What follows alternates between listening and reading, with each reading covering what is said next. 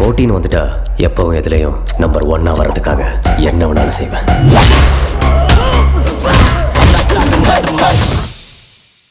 அப்பா சாமி, ஒரு காரணமும் இல்லங்க, நீங்க என்ன ஆளை விடுங்க. இரு எங்க போற? ஒரு கேள்வி கேட்டா அதுக்கு பதில் சொல்லிட்டு போகணும். இப்படி தப்பிச்சு போகணும்னு நினைக்காத. சரி, இப்ப என்ன தெரிஞ்சுக்கணும் உங்களுக்கு? என்னால அண்ணன் கிட்ட யாழினிய நேரடியா கேட்க முடியலதான், நான் அதை ஒத்துக்கிறேன். அது நீங்க நினைக்கிற மாதிரி மணிகண்டனால எல்லாம் இல்லங்க. சரவணனை யாழினிக்கு பேசணும். அது கல்யாணம் வரைக்கும் வந்து நின்னு போனதெல்லாம் எனக்கும் ஞாபகம் இருக்குங்க. நம்ம வல்லவன் அவனையும் கல்யாண மண்டபம் வரைக்கும் வர வச்சு, அது வேற. ஏங்க, பழைய கதையெல்லாம் எதுக்குங்க? அதான் எல்லாமே உங்களுக்கு தெரியுமே. எனக்கு தெரியும், நீ மறந்துட்டியோன்னு நினைச்சேன். இல்ல வரதா, நீ மறக்கல. ஏங்க, என்னங்க என்ன நிக்க சொல்லிட்டு நீங்க பாட்டுக்கு போயிட்டே இருக்கீங்க? அதான் நீ மறக்கலன்னு சொல்லிட்டல்ல, இனி பேசுறதுக்கு என்ன இருக்கு? பேச ஒண்ணும் இல்லன்னா நம்ம புள்ளைய அப்படியே விட்டுற முடியுமாங்க? இத பாரு மருதா, மணிகண்டனுக்கு நீ காலாகாலத்துல கல்யாணம் பண்ணி வைக்கணும்னு நினைக்கிறத நான் தப்புன்னு சொல்லல. ஆனா யாழினியே மணிகண்டனை கல்யாணம் பண்ணிக்க சம்மதிச்சாலும் அவனும் 4 காசு சம்பாதிச்சாதானே அவனுக்கும் மரியாதை, அவன் கட்டிக்க போற பொண்ணுக்கும் பெருமை. அதை விட்டுட்டு கல்யாணம் அது இதுன்னு இப்போதைக்கு எதுவும் பேசாத. சரிங்க, சரி. இதுக்கு மேல மணிகண்டன் கல்யாணத்தை பத்தி நான் பேசலங்க, போதுமா? வரதான் உத்தியோகம் புருஷ லட்சணம். அவன் நம்ம கம்பெனிக்கு வேலை பார்க்க போறான்னு சொல்றியே, அவன் போய் வேலை பார்க்கறான்னு நினைக்கிறேன். இல்லம்மா, மாப்பிள்ளையோட போட்டி போட்டு வீம்புக்கு போய் உட்கார்ந்துருக்கான். இத பாரு, அவனே ஒரு நாள் திருத்தி வருவான், அப்ப பார்க்கலாம். அது வரைக்கும் இந்த கல்யாண பேச்சு எடுக்காத. நான் மறுபடியும் சொல்றேன், நாச்சுக்கிட்ட திரும்பவும் பேசி அசிங்கப்படாத மருதம்.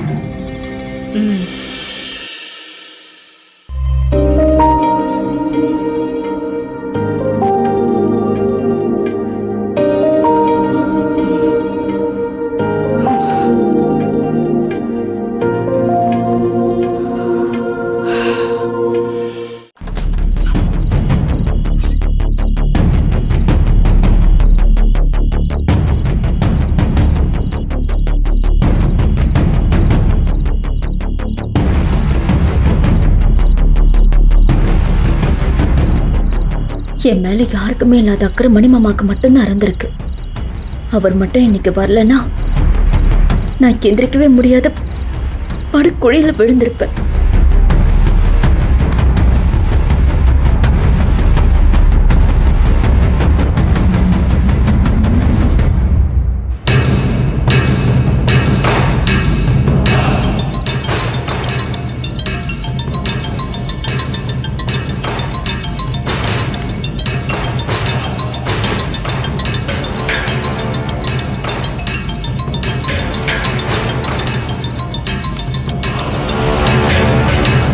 அமுதா, எப்படி இருக்க?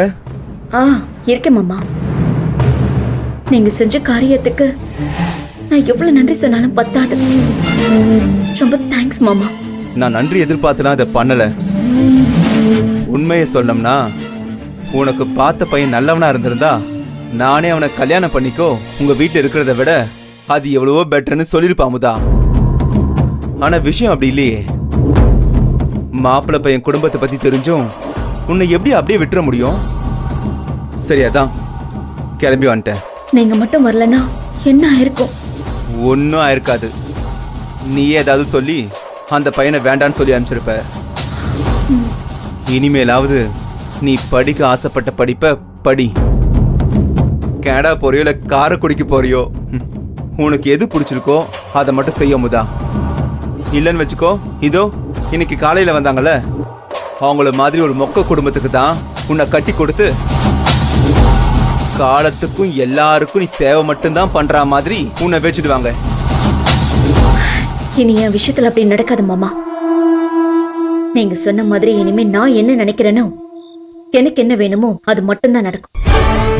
அப்படி வா வலிக்கு. என்ன மாமா அமைதியாயிட்டீங்க? இல்ல, உன்னை பத்தி தான் யோசிச்சுக்கிட்டு இருந்தேன். எனக்கு இப்படி பேசுற அமுதாவை தான் பிடிச்சிருக்கு. உனக்கு பிடிச்ச மாதிரி இருந்தா என்ன சொல்லுவாங்க? ரொம்ப செல்ஃபிஷா தன்னை பத்தி மட்டும் யோசிக்கிறாங்கன்னு சொல்லுவாங்க. ஆனா சொல்ற எல்லாருமே ஏன் புனிதா உட்பட உன் அண்ணன் உட்பட தனக்காக மட்டும்தான் யோசிப்பாங்க. இப்பதான் அது எனக்கு புரியுது மாமா. ஆமா, என்ன தவிர என் வீட்டுல இருக்கிற எல்லாருமே அவங்களுக்கு என்ன தேவைன்னு மட்டும்தான் யோசிக்கிறாங்க. பாத்தியா பாத்தியா, அப்போ நான் சரியா தானே சொல்லியிருக்கேன். நீ யார வேணா நம்பு, ஆனா புனிதா மட்டும் எப்பவும் எதுக்கும் நம்பிடாத, சரியா?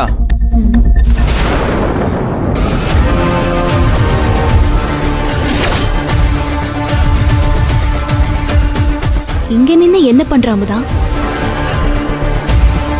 என்ன கேட்டீங்க? ஓ, பாட்டு கேக்குறியா?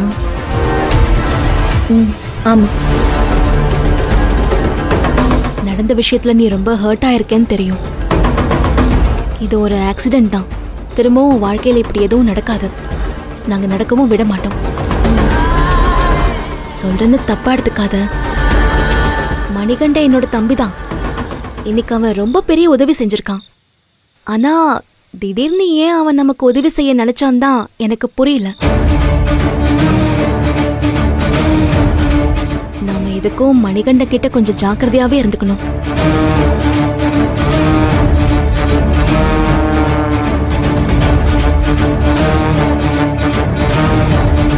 ஸ்மெல் பண்ணிட்டியா புனிதா?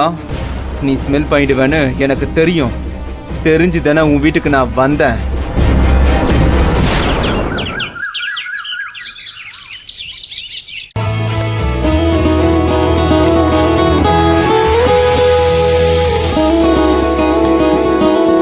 அமுதா கூட நான் உனக்கு ஹெல்ப் பண்றேன். இல்ல இருக்கட்டும், நானே பாத்துக்கிறேன். அட கூட அமுதா, நான் கட் பண்றேன்.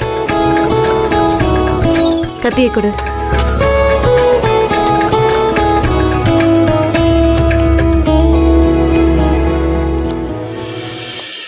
தப்ப சரி செய்ய நீங்க நடிக்கிறது வெளிப்படையாவே தெரியுது அண்ணே.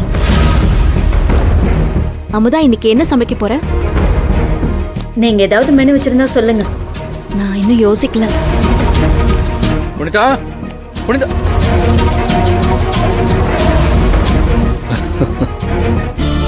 இங்க வாங்க.